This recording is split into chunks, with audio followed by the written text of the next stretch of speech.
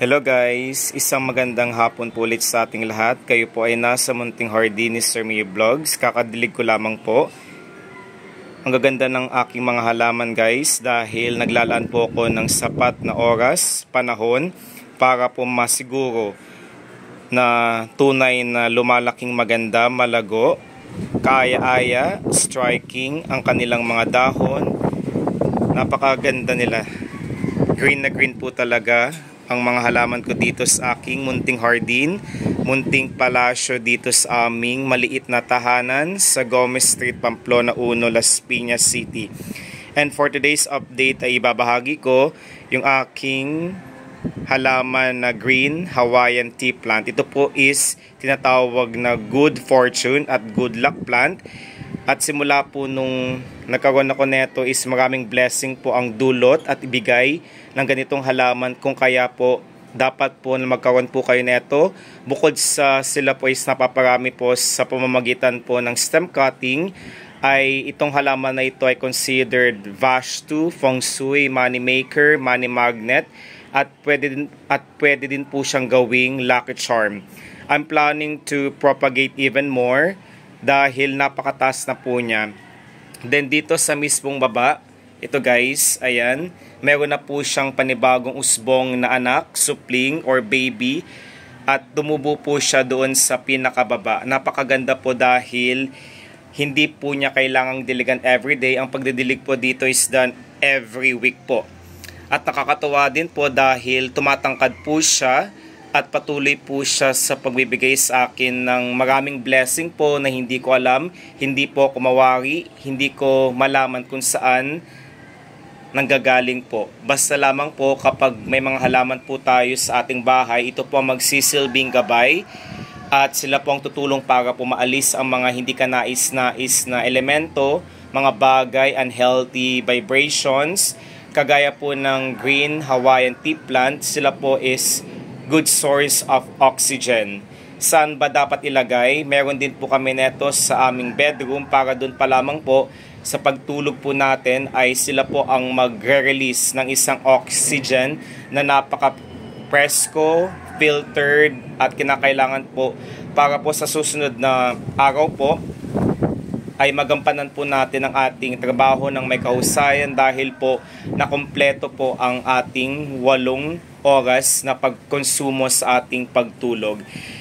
Napakaganda guys at hindi po siya madaling mamatay, napaka-drought tolerant at sila po ay masasabi ko na air filtering at air purifying plants po.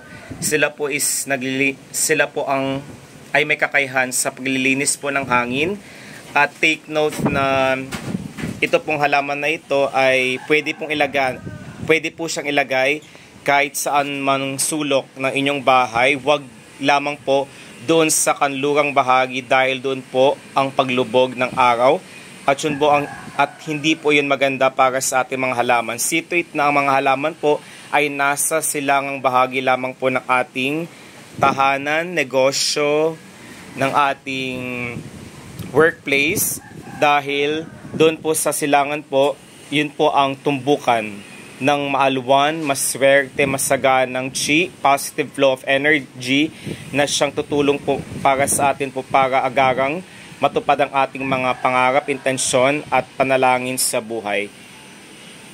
So napakaganda po, diba? Katulad din po siya ng yung fortune plant.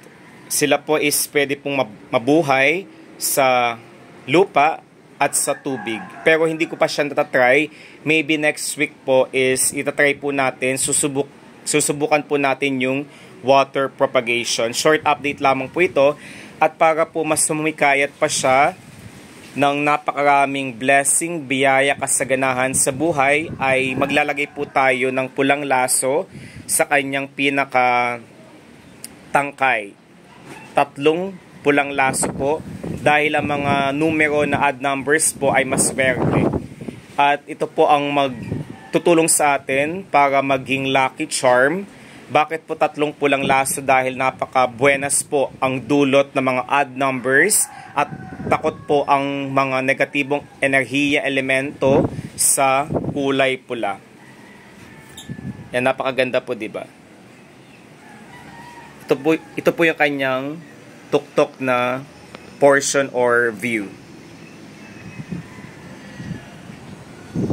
Ang Green Hawaiian tea plant din po ang halaman, isa sa mga halaman na siyang tumulong din po para ma-monetize ang YouTube channel ko na si Sir Mio Vlogs. Ito siya, ang tangkad, di ba? Nakakatuwa po dahil at isa rin po sa mga dapat nating gawin para po mas makapagbigay pa siya ng maraming produce na mga Green Hawaiian tea plant ay wag na wag natin siyang ilalagay sa direktang sikat ng araw. Maybe, or based on my research, it can thrive po 3 to 4 hours of full sun. Ayan siya. Short update lamang po ito guys. Ingat po tayong lahat.